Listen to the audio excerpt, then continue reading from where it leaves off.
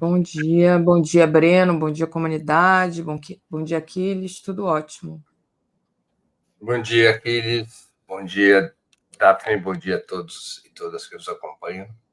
Bom, continuação do programa aqui, vou acompanhar vocês, boa semana para vocês também. Um abraço, gente. Obrigada.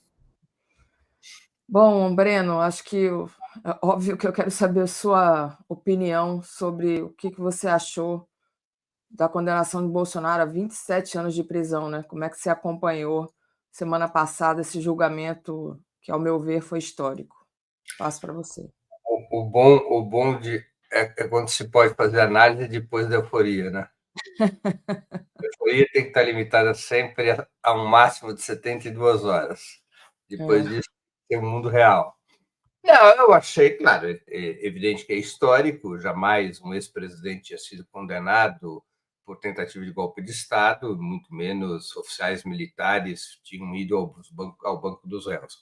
O Brasil já tem uma longa tradição de levar ex-presidente aos tribunais, mas é a primeira vez que generais respondem por seus crimes. Tá? É, de fato, um marco histórico, isso não pode ser negado. As penas estão mais ou menos dentro do previsto, até um pouco abaixo do previsto, na verdade. Sim. Mas são penas cavalares, relativamente adequadas ao tamanho das penas. Né? É um julgamento que deixa questões que vão ser debatidas, né? Não é um julgamento consensual, nem poderia ser, é um país muito dividido.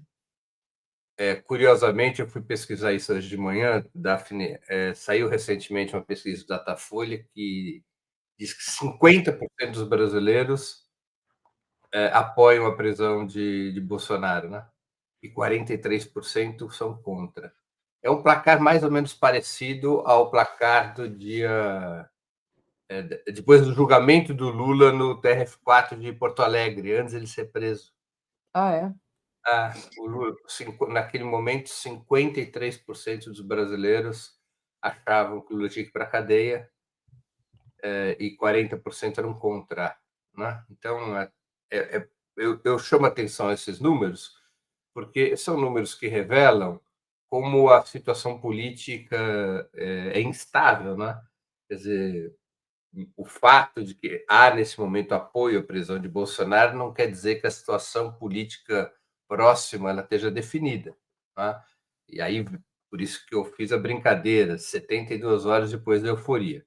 O cenário político ele é muito mais favorável ao presidente Lula do que o era há 2 meses atrás. A gente já teve a oportunidade de comentar isso aqui. Ele continua evoluindo positivamente. Tanto a pesquisa Datafolha, quanto a pesquisa Ipsos e IPEC, entre outras, elas vão revelando que o presidente Lula, embora ainda tenha uma taxa de desaprovação maior que a da aprovação, essa taxa de desaprovação está caindo e a taxa de aprovação está subindo. O presidente Lula, nos últimos meses, encurtou muito a distância entre desaprovação e aprovação. Né? É possível que, em algum momento antes do final do ano, ele venha a ter maior aprovação do que desaprovação. E é claro que o julgamento, embora lateralmente, ajude nesses números. Não é? E também, claro, as preferências eleitorais pelo presidente Lula vão subindo. Não é uma subida espetacular, é uma subida pequena, mas muda o sentido da curva. Até julho, a curva vinha sendo de redução da distância entre o presidente Lula e seus possíveis adversários, tanto no primeiro quanto no segundo turno. A curva mudou de sentido, ela agora está ampliando a diferença entre o presidente Lula e seus eventuais oponentes. Há um esforço por parte da direita de buscar se reunificar no cenário pós-Bolsonaro. O nome desse esforço é Tarcísio de Freitas, mas é um momento positivo em que o governo detém possibilidades de iniciativa política. Tá? A opinião pública é mais favorável, o inimigo está mais dividido e desgastado, há mais otimismo e animação na base do governo, é um espaço para avanços. Tá? Nós sabemos, eu vou aqui comentar pela enésima vez, nós sabemos que a tática do time é retranca, não é uma tática ofensiva, a tática do governo não é uma tática de ofensiva, é uma tática mais defensiva, né? Não é reduzir o máximo os riscos a serem corridos, não é uma tática que aceite correr riscos, né? É uma tática conservadora nesse sentido, vamos administrar a situação que é positiva, não vamos fazer marola, não vamos tomar atitudes que depois gerem problemas, vamos administrar o resultado. Tá? Vamos nessa toada, e nessa toada vai dar certo até o final de 2026, que é quando ocorrem as eleições presidenciais. Então, essa é a lógica do governo, e eu acho que nós vamos assistir, quer dizer, esse ritmo em continuidade. Há perigos à vista? A curto prazo, aparentemente, não. Mas a médio prazo, eu me preocupo com a situação da economia. Nós temos uma desaceleração do crescimento econômico. Precisa ver como isso vai impactar a taxa de emprego e o ritmo de crescimento da renda. Não é boa coisa chegar no último ano de governo com a menor taxa de crescimento dos 4 anos de gestão. Você chegar nas eleições com a economia pousando é um cenário mais perigoso do que chegar nas eleições com a economia decolando. Então, eu tenho preocupação com o ambiente econômico do país e com as pressões brutais do grande capital, da imprensa conservadora, dos partidos de direita, para que o governo aperte a política fiscal. Para que o governo não recorra à política fiscal para impulsionar o crescimento da economia. Nós estamos num cenário que a política monetária é muito restritiva, a taxa de juros é gigantesca, isso está tendo consequências sobre a dívida nominal do país enorme, o país deve pagar esse ano mais de R$1 trilhão de juros da dívida, essa taxa inibe o investimento privado, essa taxa inibe o consumo. Como é que o governo poderia esquentar a economia com a taxa de juros tão alta? Através do impulso fiscal, através de mais gastos governamentais. E é isso exatamente o que o grande capital, a direita, a imprensa conservadora não aceita de jeito algum. Não é? E o governo está tolhido pelo arcabouço fiscal. Como é que o governo vai driblar esse obstáculo, esse limite no ano que vem? Ou vai aceitar uma economia pousando como cenário da disputa eleitoral? Essa é a minha preocupação, porque a economia tem uma grande incidência sobre a formação do voto. Tem uma incidência sobre o estado de ânimo da sociedade e tem uma incidência sobre a formação do voto. Essa é a minha importante, porque você faz essa comparação das pessoas que eram contra ou a favor da prisão na época do Lula e agora contra ou a favor a prisão de Bolsonaro, e a gente fica pensando, não importa qual foi o crime, então, ou se não teve crime, que foi o caso do Lula, né? Não houve crime, e as pessoas eram a favor, foram convencidas que haviam. Claro, eu estou discutindo do ponto de vista da opinião pública, né? Sim, então, o que vale realmente, então, talvez, segundo o seu ponto de vista, é a economia, mas a gente sabe que tudo isso é construído.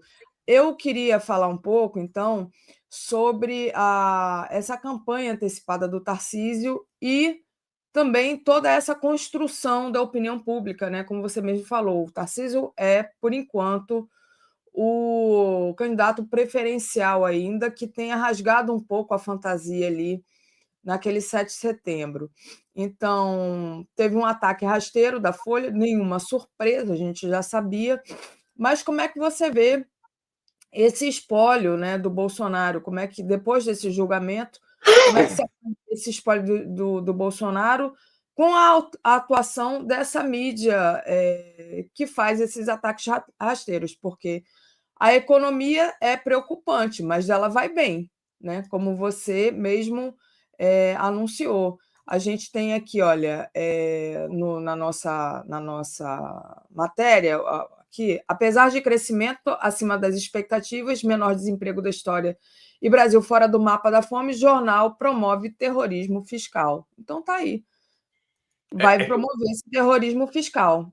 Diga, Breno. Não, é que nós temos que tomar cuidado com um elemento quando a gente lida com a economia, que economia, o estado bruto da economia importa menos do que a sua tendência do ponto de vista do eleitorado. Né? Se a economia vai bem, ela começa a piorar, é uma percepção da opinião pública. Se a economia está até fraquinha, mas começou a melhorar, é outra perspectiva. A tendência importa mais que o estado da arte. Né? E nós estamos numa tendência de queda do ritmo de crescimento. Né? O governo está ajustando sua taxa do PIB, ao contrário do que aconteceu em 23 e 24, ele está ajustando para baixo a taxa do PIB. Né? As expectativas passadas estão mais elevadas do que as expectativas presentes. Tanto o mercado quanto o governo, o Ministério da Fazenda, está ajustando em queda a taxa de crescimento do PIB. Ela vai ficar abaixo dos anos anteriores e um pouquinho abaixo da previsão do início do ano, se os números do próprio governo se confirmarem. Né? Se os números do próprio governo se confirmarem. São ajustes pequenos, né? Não são ajustes sensíveis, mas é fato que há uma desaceleração da economia. Os números todos mostram isso, os números do governo, não estou aqui falando dos números de analistas da direita, os números do governo mostram desaceleração da economia. Pessoal, desaceleração não é queda da economia, é queda do ritmo de crescimento. A economia estava crescendo num patamar superior a 3 pontos percentuais ao ano, e ela agora está em alguma faixa entre 2,3 e 2,5, com uma leve tendência de queda. É possível que a gente feche o ano com 2,3, 2,4, apontando em 2023 e 2026 para alguma coisa como 1,8, 1,9. Então, essa queda de ritmo é que me preocupa, entendeu, Daphne? Não é o estado da arte da economia. As pessoas são encantadas ou desencantadas pela tendência, não pelo estado da arte. É isso que me preocupa. Perfeito. Queria também saber a sua opinião. O Lula escreveu um artigo no New York Times. Está aqui, olha. Democracia e a soberania brasileira são inegociáveis, publica Lula no New York Times. Foi um texto dirigido ao presidente Donald Trump, onde o Lula reafirma a disposição para negociações comerciais com os Estados Unidos. Como é que você vê esse artigo? É uma tentativa ali de reaproximação, de negociação, de baixar o tom, de aumentar o tom? Como é que você viu isso aí? O artigo é excelente. Eu vejo o artigo principalmente como um artigo bumerangue. Eu acho que ele tem dois objetivos. O que é um artigo bumerangue? Você arremessa para fora e espera o bumerangue voltar. Né? Quer dizer, ele é um artigo que tem também impacto na opinião pública, entre os formadores de opinião no Brasil, porque é um artigo que delimita o comportamento do governo em relação aos Estados Unidos e diz claramente o que é e o que não é negociável, e é um artigo que critica os fundamentos da própria política econômica dos Estados Unidos e a exportação dessa política econômica, o chamado consenso de Washington, para os países periféricos. Então, é um artigo muito denso. Ele tem, além do objetivo interno, o objetivo também externo, ou seja, de expor à opinião pública norte-americana o ponto de vista do Brasil. É um artigo muito importante, eu aconselho as pessoas a lerem, é um artigo muito interessante na sua construção. O artigo traz, o que até me surpreendeu pelo tipo de documento, né, pelo tipo de texto, ele é um texto ensaístico, né? Então ele traz uma crítica bastante severa ao neoliberalismo, tá? E isso é interessante. Alguns poderão até achar contraditório, porque o Brasil ele vai alterando bem gradualmente o modelo econômico herdado em 23, mas ele é bastante incisivo na crítica, o presidente Lula. Eu gostei do artigo. Acho que é um artigo que merece ser lido, relido e divulgado. Perfeito. Eu queria entrar agora, voltando à questão da condenação do Bolsonaro, à situação da anistia, né? Como é que você avalia, Breno, essa pressão por anistia, né? Que, enfim, está aí pairando, né?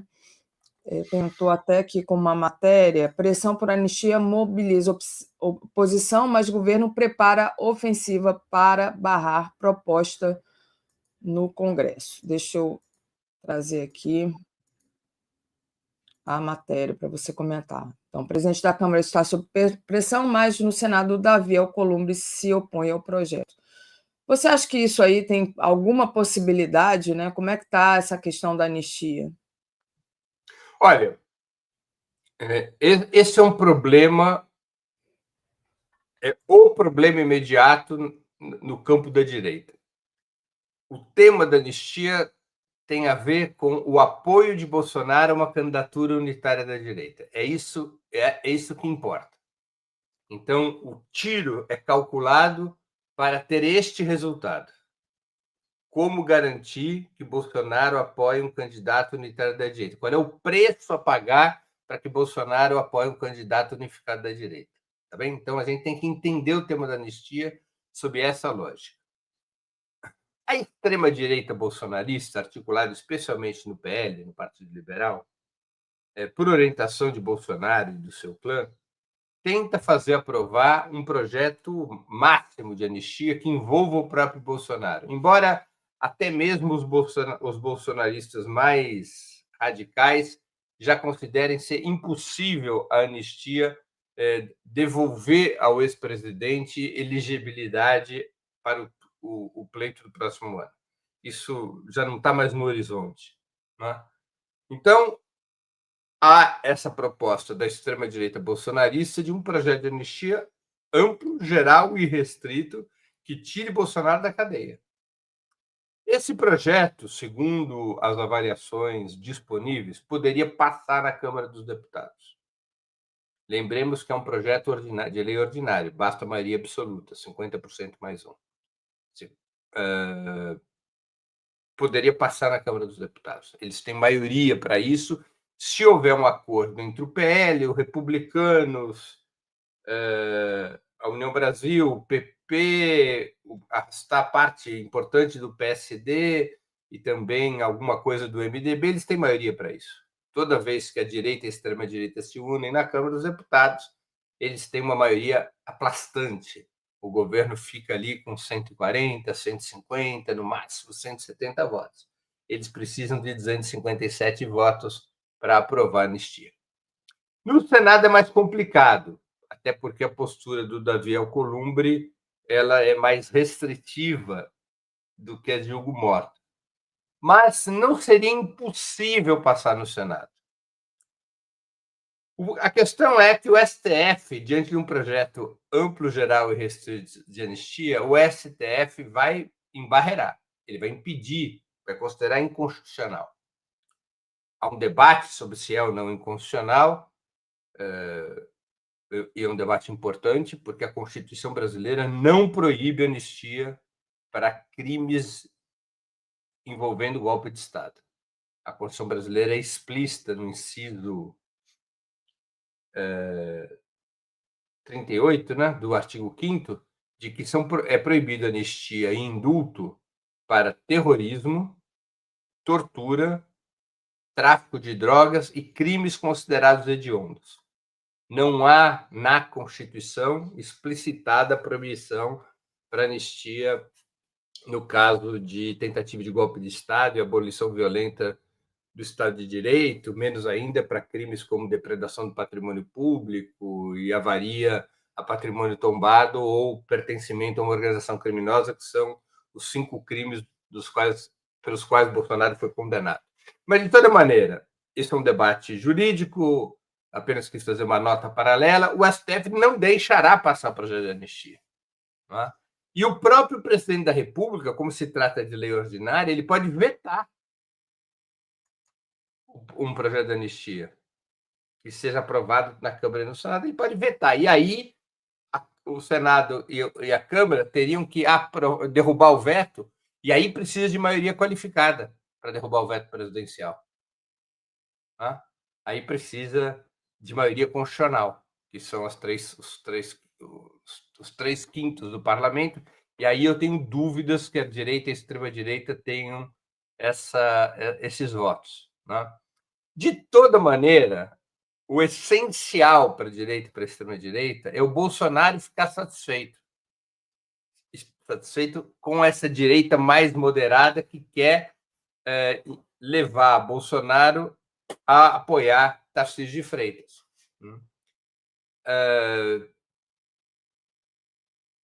Eu acho que a correlação de forças não é, portanto, suficiente para a aprovação de um projeto de anistia integral. E há um tempo correndo. Lembremos que Tarcísio de Freitas ele tem que se desincompatibilizar em abril do ano que vem. Dia 2 de abril vence o prazo. Se ele não se desincompatibilizar, ele não poderá ser candidato a presidente da República. Como governador de São Paulo, ele pode ser candidato à reeleição sem sair do cargo. Mas, para concorrer à presidência da República, Tarcísio de Freitas tem que sair do cargo até dia 2 de abril. Portanto, Bolsonaro tem que se definir em algum momento entre hoje e 2 de abril.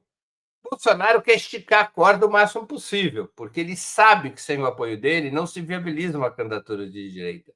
Então, ele quer forçar a coalizão dos partidos conservadores, incluindo partidos que estão no governo Lula, a apoiar o projeto de anistia. Ele quer fazê-los comer na mão.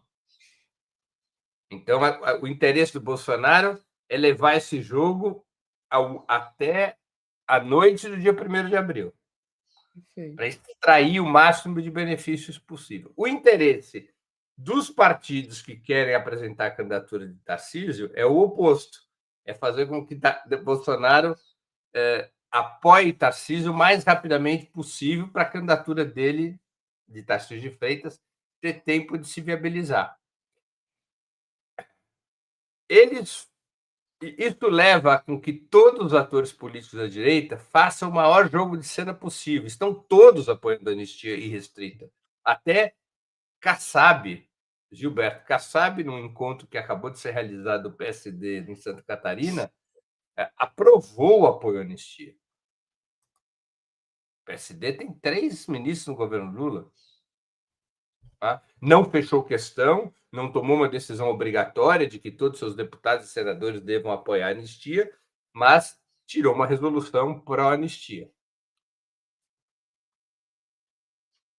Esse é o tema. Né? O que é o mais provável hoje?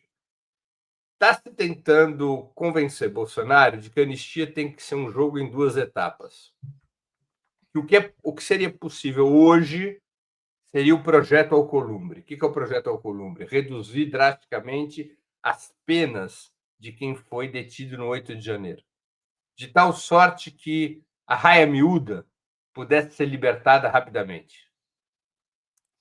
Uma segunda etapa, só depois que o Tarcísio de Freitas for eleito presidente da República. Aí sim seria a hora da anistia Bolsonaro. Então, esse é o convencimento que eles estão tentando. Não dá para aprovar anistia ampla, geral e restrita nesse momento, não tem correlação de força na sociedade, não tem correlação de força no parlamento, o presidente pode vetar, o STF vai embarrear, não vamos conseguir tramitar dessa forma, podemos tentar, mas não vai dar certo.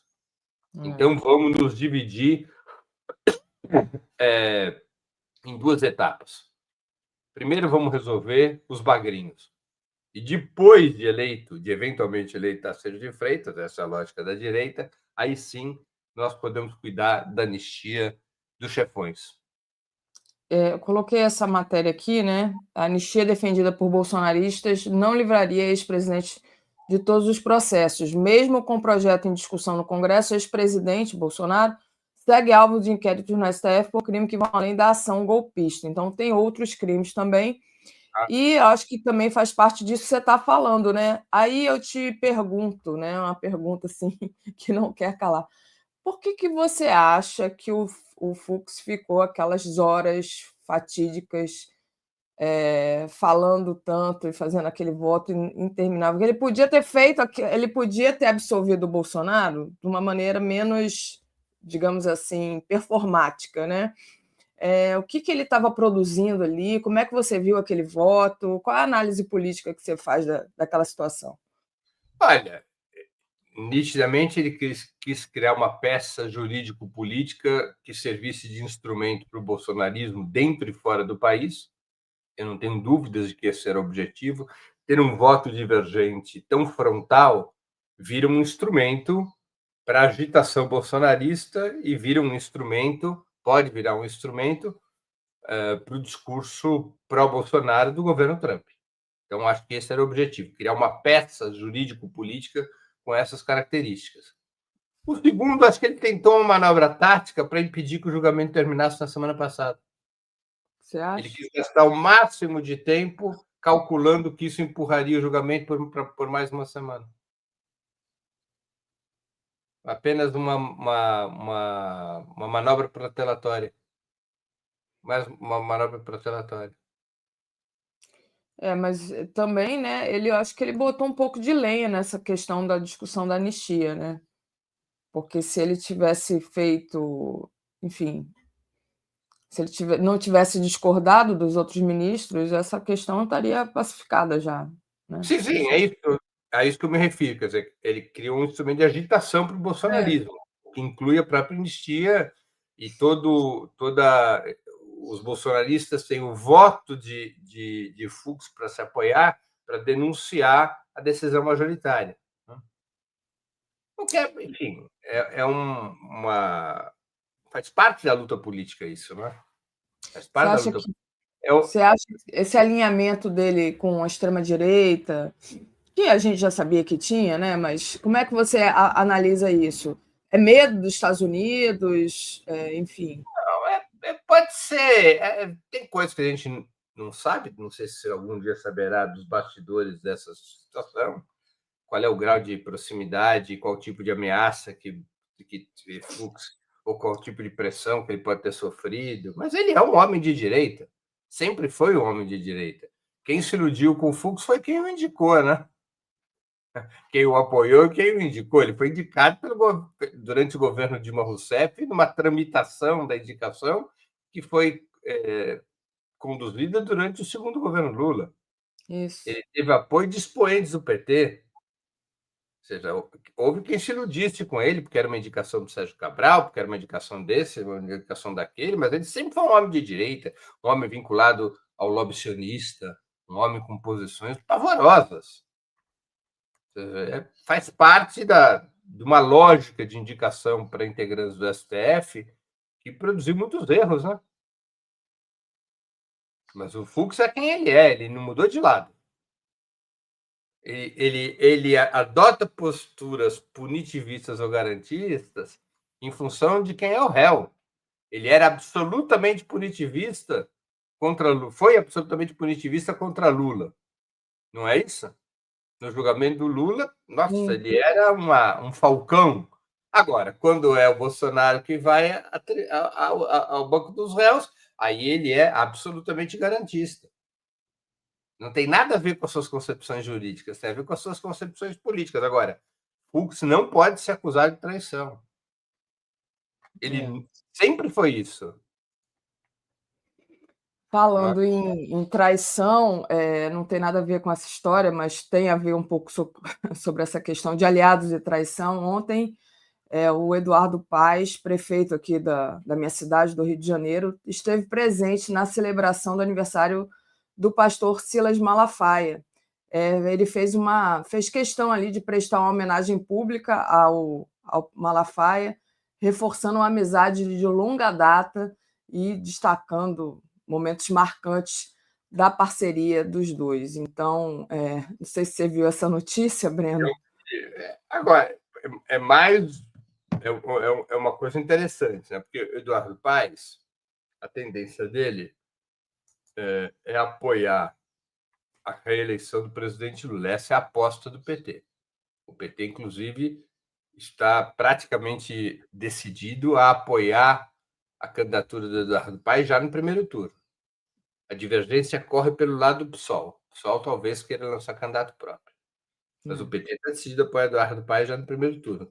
Trocou-se na paisagem do Rio de Janeiro, a aliança com Sérgio Cabral e Pezão, lá de 10 anos atrás, pela aliança com o Eduardo Paes. Agora, o Eduardo Paes, para se eleger, o voto que ele necessita não é o do PT, né? É o voto do bolsonarismo no Rio de Janeiro, de uma parte do bolsonarismo. Ele precisa descredenciar um eventual candidato bolsonarista e capturar parte do eleitorado. Para fazê-lo, ele precisa flertar com o bolsonarismo. Então, ele é um aliado muito instável. Mesmo que ele seja um sujeito amigável com o presidente Lula, simpático com o presidente, daquele jeito dele, meio assim, Zé Carioca, né? Mas a política dele é de atrair um pedaço do bolsonarismo. Por isso ele vai ao encontro de Silas Malafaia, né? O que me leva a questionar se o PT, de novo, o PT do Rio de Janeiro é um campeão de erros. É uma história de erros. O PT do Rio de Janeiro é incrível. Sim, desde a época em que era oposição a Brizola, nos anos 80 até hoje, é a seção do PT no país inteiro que mais erra. Então, essa situação do Eduardo Paes me leva a questionar se o PT do Rio não está cometendo mais um erro em não ter uma candidatura de esquerda no primeiro turno, até para poder negociar com o Paes no segundo turno. Ou seja, faz sentido o PT ser quinta roda do carro?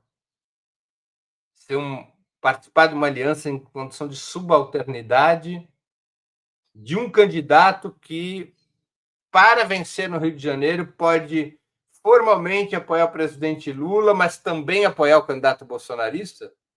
O problema é que o Eduardo Paes ele é muito bem avaliado, ninguém ganha dele, né? Ninguém ganha dele se a eleição fosse só na cidade do Rio de Janeiro. É uma eleição para governador. Ele nunca foi testado no interior do Rio. Ele nunca foi testado na Baixada.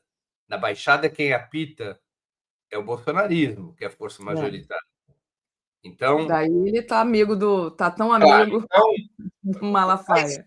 Agora, não seria melhor para o PT, para o PSOL, para o PCdoB ter uma candidatura própria no primeiro turno, mesmo que seja uma candidatura, Daphne, que faça 10% dos votos. Esses 10% dos votos provavelmente seriam decisivos para um segundo turno entre Eduardo Paes e um candidato bolsonarista. Aí sim, a esquerda negocia em condição de força. Entendi. Seria uma estratégia não apoiar no primeiro turno, só talvez no segundo turno. Claro, porque na hora que você já entregar seu apoio a Eduardo Paes, você entrega a mercadoria antes do pagamento. Exato. De um sujeito que pode não pagar. Eu não acompanho esmiuçadamente a situação política do Rio de Janeiro, acompanho, digamos, com alguma proximidade, mas sem os detalhezinhos. Agora, eu tenho desconfiança, não no Eduardo Paes, tenho desconfiança na lógica da candidatura do Eduardo Paes. Qualquer um sabe que, para ele vencer, ele precisa ter um pedaço do bolsonarismo votando nele. Claro. Exatamente. Né? Queria trazer essa matéria que está aqui na nossa primeira página, que é essa daqui. Novas sanções de Trump podem agravar a situação de Bolsonaro e levá-lo à papuda. Decisão do presidente dos Estados Unidos pode pressionar Moraes a endurecer prisão de Jair Bolsonaro. Estavam todos os juristas dizendo que dificilmente o Bolsonaro vai para a papuda, né? Que provavelmente ele ficará em prisão domiciliar porque tem a questão de saúde, etc., de idade, que a defesa vai alegar. No máximo, ele vai passar uns diazinhos lá numa cela da Polícia Federal, como foi o Lula, e que também não iria para uma instalação militar, né? Bom, como é que você vê essa questão aí das novas sanções de Trump e também da possibilidade do Bolsonaro ir ou não para uma prisão como a papuda? Olha, eu não acho. Eu não acho que, a essa altura do campeonato, que o STF, especialmente o ministro Alexandre de Moraes, vá ceder às sanções e pressões de Trump. Né? Mas eu tenho a percepção, acompanhando o julgamento e o comportamento dos atores, que o STF, no caso da decisão sobre o local onde Bolsonaro deve cumprir sua pena, na escolha da modalidade de cumprimento de sua pena, eu acho que o STF tende a uma posição mais moderada do que a que foi durante o julgamento. Ou seja, o que é uma posição mais moderada? É uma posição em que a corte apareça como tendo feito o melhor que pôde para a saúde física e mental do preso nas condições que a lei determina. Então, eu não vejo uma inclinação da corte em mandá-lo para a Papuda. Por exemplo, seria o máximo da humilhação para Bolsonaro, né? A pior situação possível, a pior modalidade possível de cumprimento da pena. Eu acho que a tendência seria equalizar o tratamento de Bolsonaro com o de Lula. Embora nós tenhamos o caso Collor, também ex-presidente, que está cumprindo pena em prisão domiciliar. Então, eu acho que o mais provável seria entre a situação do Lula, que foi uma sala especial, uma sala de Estado-Maior da Polícia Federal, seria uma sala desse tipo, ou num quartel, e a prisão domiciliar. Eu acho que Papuda não é a hipótese principal. Mas, veja, é uma especulação minha, não é uma informação, né? Eu acho que a tendência é administrar a modalidade de cumprimento da pena para não criar muita marola. Se Donald Trump pressiona, sanciona mais, isso muda a decisão do STF? Eu não acho. Não acho que isso tenha uma incidência direta, porque ficaria muito claro que seria esse o motivo, né? Quer dizer, você não pode responder ao Donald Trump sancionando o réu. Isso fortalece o réu, não o enfraquece. Permite ao réu o discurso da vitimização. Mas eu acho isso, que eles vão escolher alguma entre essas duas hipóteses, a prisão domiciliar ou a prisão em estado maior, que é o que corresponde pela lei. Não é uma ilegalidade, é dentro da lei isso. Eu vou recordar aqui que Lula cumpriu pena numa sala de estado maior, Temer, quando ficou preso, também. Collor estava numa prisão de estado maior, dentro da penitenciária, é verdade. Foi feita uma adaptação, ele tinha uma cela com ar-condicionado, com várias regalias que a lei prevê para um ex-presidente da República, e agora está em prisão domiciliar. Eu acho que fica ali entre essas duas alternativas. Ô, Breno... A Corte Suprema, incluindo o Alexandre de Moraes, como qualquer Corte Suprema em qualquer canto do mundo, né? Ou seja, tem um elemento na decisão que é a imagem que você passa. Né? Um castigo que possa parecer excessivo para metade da população é ruim para a imagem da corte, né? É ruim para a imagem da corte. Lembremos o que aconteceu com a imagem da corte, como começa a se deteriorar a imagem da corte quando não permitem ao Lula visitar o irmão. O irmão, exatamente. E no enterro do neto ele foi, né? Mas teve todo um trâmite muito complicado. Mas não pôde ir ao enterro do irmão. Como isso impacta negativamente a imagem da corte. Né? Isso. A decisão essencial, que é a condenação de Bolsonaro ao regime fechado, ela já está tomada. Ela é a condenação essencial. Tá? Ele terá restrição de liberdade. Essa é a decisão fundamental. Perfeito. Queria agradecer o pessoal aqui que está nos apoiando. O Cláudio perguntou da Camila. A Camila saiu do 247 por decisão dela mesma, já tem um tempo, já não está trabalhando, já não me lembro mais aonde, mas acho que ela se despediu aqui do pessoal, Cláudio.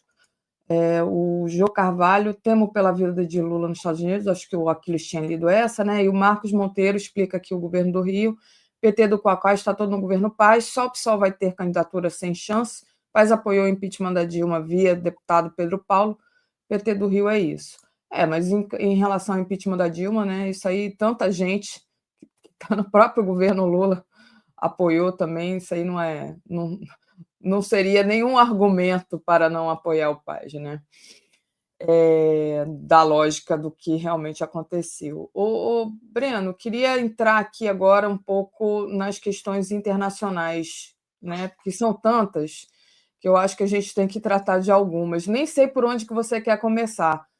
Se você tiver alguma que você considere mais importante. Vamos. Você toca música e eu tento dançar.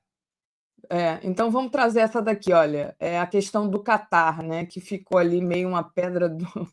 Tá meio confuso isso aqui, né? Queria que você explicasse um pouco a situação para a gente.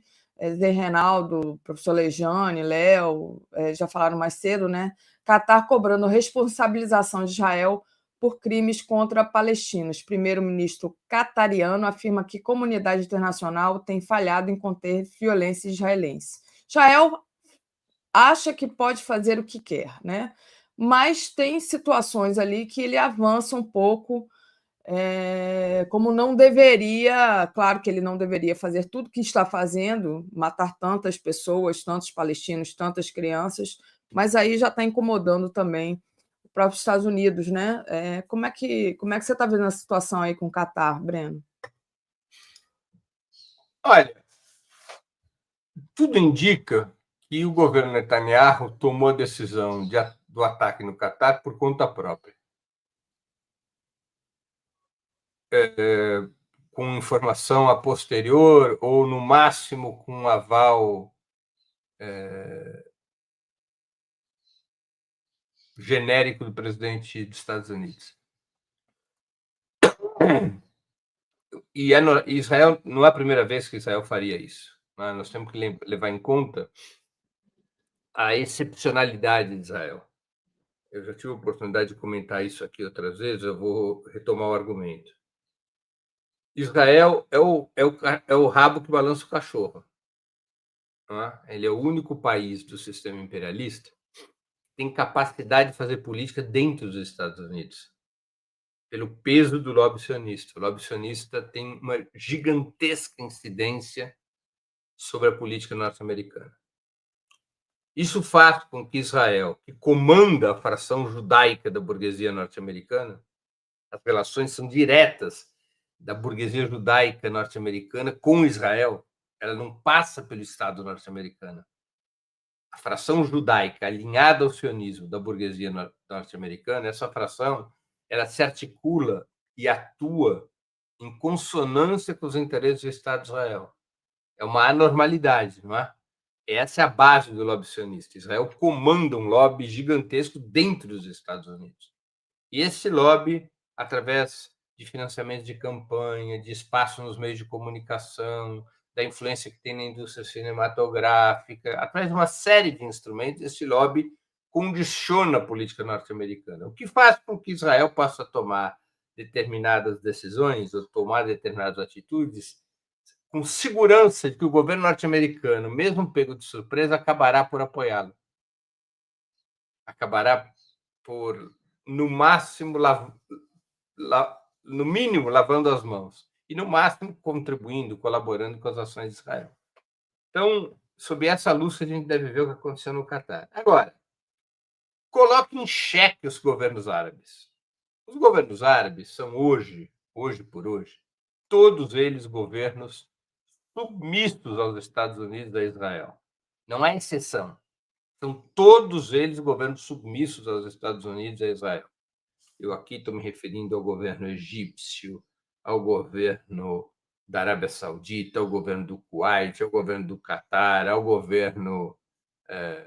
a todos os governos. Ao governo libanês atual. Então, são todos governos, com maior ou menor grau, submissos aos Estados Unidos. Eles não reagem diante do genocídio palestino. E Israel, dentro da estratégia expansionista de Netanyahu e dentro da lógica de que a guerra é seu grande programa, porque ele depende da guerra para se manter no poder. É a guerra que mantém Netanyahu como primeiro-ministro e que salvaguarda a maioria conservadora que ele tem no país. Ele resolveu algo mais ousado. Ele atacou um país que não tem envolvimento direto de qualquer tipo com a resistência palestina, salvo o fato de servir de abrigo para dirigentes do Hamas que têm uma atividade civil, política, diplomática e que participam das negociações para encontrar uma solução para a carnificina em Gaza. Então, Israel resolveu fazer um ataque dentro de um território árabe para testar qual é o grau de resistência e resiliência dos países árabes, para provocar e ver até onde vão os países árabes.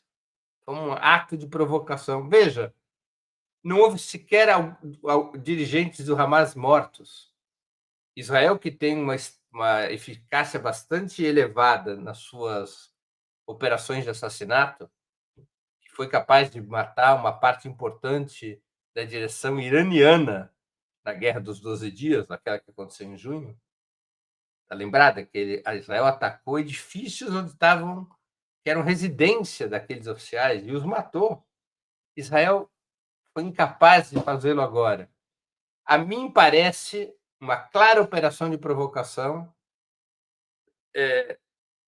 para intimidar os países árabes,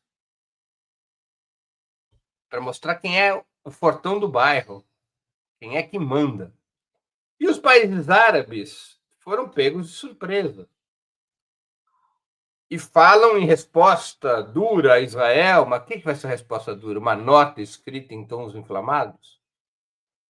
Netanyahu coleciona notas. Ele deve ter uma gaveta só para colocar as notas da comunidade internacional. Ele deve usar o verso como papel de rascunho. Não tem qualquer valor essa firmeza nas notas, né? O que resta saber é se os países árabes atuarão de fato contra Israel, né? Hoje tem uma reunião que, além da Liga Árabe, inclui também a Organização de Cooperação Islâmica, que participa o Irã. Então, hoje tem uma reunião que tem os países árabes mais o Irã e mais a Turquia. Aí pode mudar um pouco de figura. Há uma certa escalada entre a Turquia e Israel. A Turquia é uma força militar expressiva. O Irã é uma força militar expressiva. E são países, especialmente o Irã, é claro, esse sim tem uma política de solidariedade aberta à causa palestina. É necessário ver como é que se desenvolve isso. A Jordânia e o Egito buscam frear qualquer decisão mais contundente contra Israel. Agora, também há muita pressão popular nesses países, né? Em prol da solidariedade com o povo palestino, exatamente no momento em que a escalada de violência do regime sionista é visível. Há um elemento de tensão, né? Até mesmo críticas a Netanyahu. O presidente de Israel é um regime parlamentarista, o presidente é uma figura simbólica de chefe de Estado. Numa entrevista realizada nesse fim de semana, acho que ontem mesmo, Herzog disse que estava preocupado com a relação que Netanyahu estava estabelecendo com países árabes que poderiam ser aliados disso, com quem Israel tem boas relações. Né? Ficou assustado com a política seguida por Netanyahu. Mas a lógica de Netanyahu é essa mesma. Lembremos uma entrevista que Netanyahu deu há 2 semanas, em que ele fala que o sonho dele é a grande Israel, a Israel do Eufrates ao Nilo, a Israel bíblica, do mítico reino de Israel e Judá. Esse mítico reino de Israel e Judá, eu digo mítico porque não há qualquer prova de que ele tenha existido, né? Não há provas arqueológicas de que esse reino tenha existido, mas as fronteiras desse reino às quais Netanyahu se refere como a Grande Israel, incluiria, em termos atuais, incluiria toda a Palestina, toda a Jordânia, todo o Líbano, boa parte do Iraque, boa parte da Arábia Saudita, do Kuwait e do próprio Egito. Essa é a Grande Israel. Então, Netanyahu, ele vai, como tem feito ao longo dos últimos anos, ele conduz uma guerra já preparando a próxima. Ele quer intimidar os países árabes. Ele quer levar os países árabes à lona e torná-los coelhinhos assustados que cedam às pressões sionistas. Exato. Por isso, então, coloquei aqui a matéria que Israel intensificando os bombardeios em Gaza durante a visita do Marco Rubio, né? Ele não está nem aí, na verdade, me parece. Estou aqui com o Gilberto Cruvinel. Gilberto disse assim: Breno, os países árabes se importam minimamente com a pressão popular? O povo árabe contra os sheiks entupidos de petrodólares? Pergunta o Gilberto se... Não é um problema de se importar no sentido de se identificar. É uma questão de se amedrontar. Todo governo tem medo de povo na rua quando o povo se coloca em oposição. Porque governos caem, até ditaduras sangrentas caem. Então, há uma instabilidade nos países árabes provocada por gigantescas mobilizações para a Palestina. Isso tem uma incidência na vida política desses países.